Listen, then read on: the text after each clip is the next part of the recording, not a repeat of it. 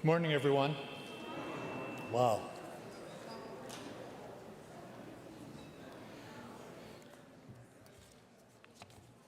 This morning I want to share with you an experience I had on the tennis court about a year ago. Excuse me while I adjust my hearing aids. For a couple years, or several years, I've been playing in a tennis league in Mesa.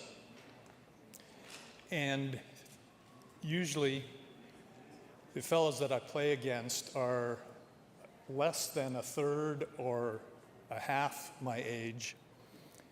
And when they see me coming as who they're going to play, I think they have the same feeling in their mind that Goliath had when he saw that he was facing David. They see me as this old, overweight guy with braces on both knees, braces on the elbow, compression socks, and shoes that I got from Walmart. And so they are not intimidated, they are actually annoyed. And so in this particular time, the fellow was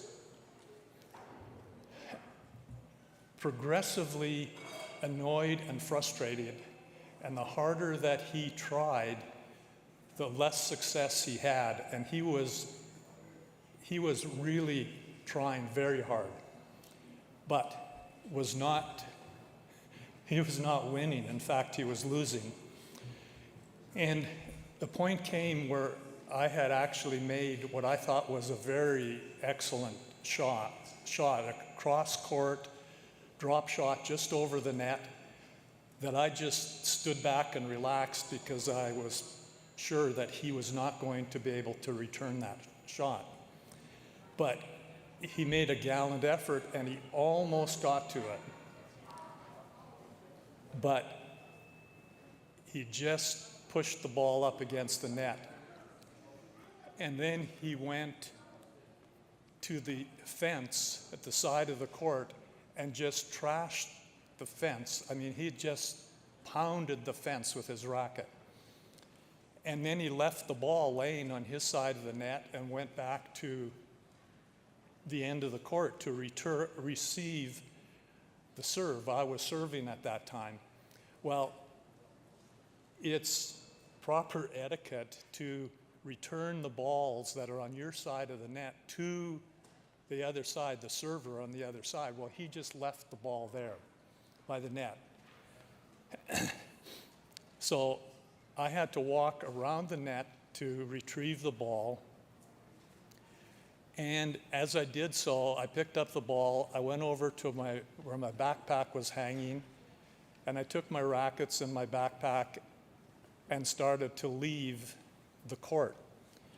I just rolled the balls to him, and he said, "What are you doing? Where are you going?" I said, "I can't play in this kind of an environment." And he said, "Don't go, you're going to forfeit." And I said, "I'm aware of that."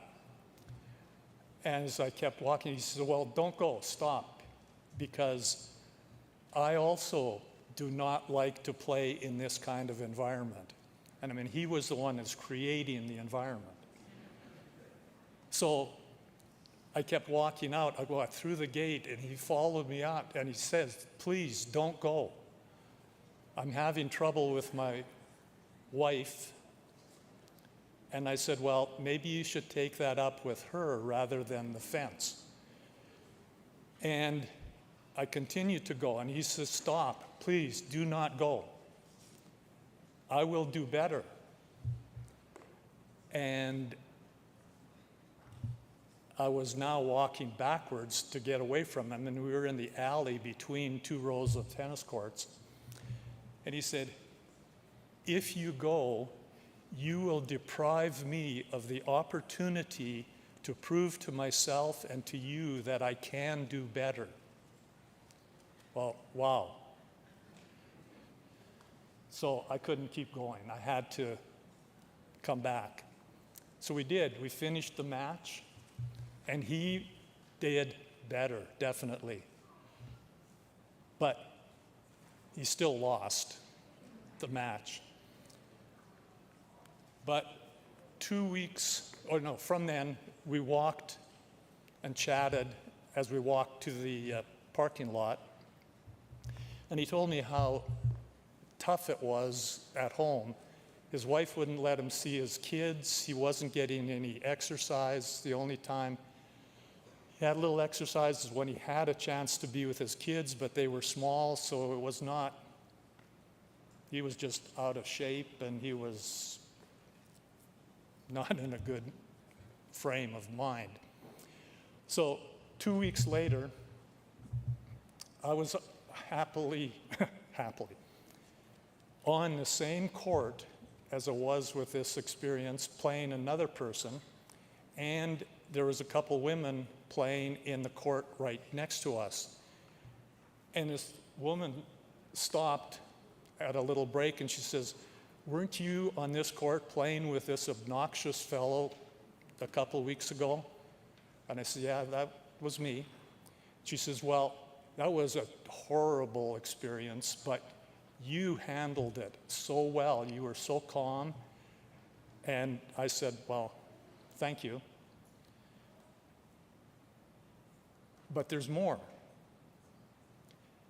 After that match that night, I walked out through the same gate that I'd walked out a couple of weeks before, and across the aisle, across the alley, I just stopped to look to see who was playing there, and it was, guess who? The fellow that I'll call Fred. He was playing with another fellow in the same league that we were in, and he was about to serve when he saw me standing outside the fence. He stopped what he was doing and he rushed over to me, and he said, I said, "How are you doing?" Mainly, how's he doing in that particular match? But he says, "I am doing so well. It is so good. I've lost 7 pounds. Everything's good at home. I'm just so grateful." So we left. Another couple weeks go by, and we have a playoff. Guess who I am playing against in the playoff? You're right, it's Fred.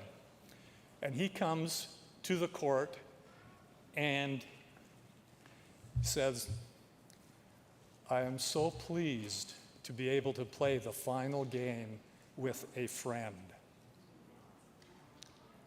I did absolutely nothing that whole time, except as I recall, reminisce on it, I think there is one thing that I actually did, and that was I listened.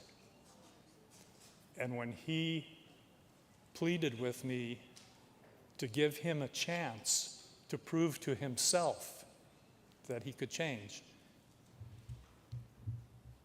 I did the right thing by coming back and not turning away. So nothing I did. This time, as our lesson this week was talking about spending time with God, I saw on those 3 occasions that I actually spent time with Satan on the tennis court, with God on the tennis court, but Satan left after the first experience. But God was there the whole time, and that was just the thing to me that was so incredible. I observed God doing a miraculous thing in changing a person's life, and I had nothing to do with it. Amen. Incidentally, he won the last game.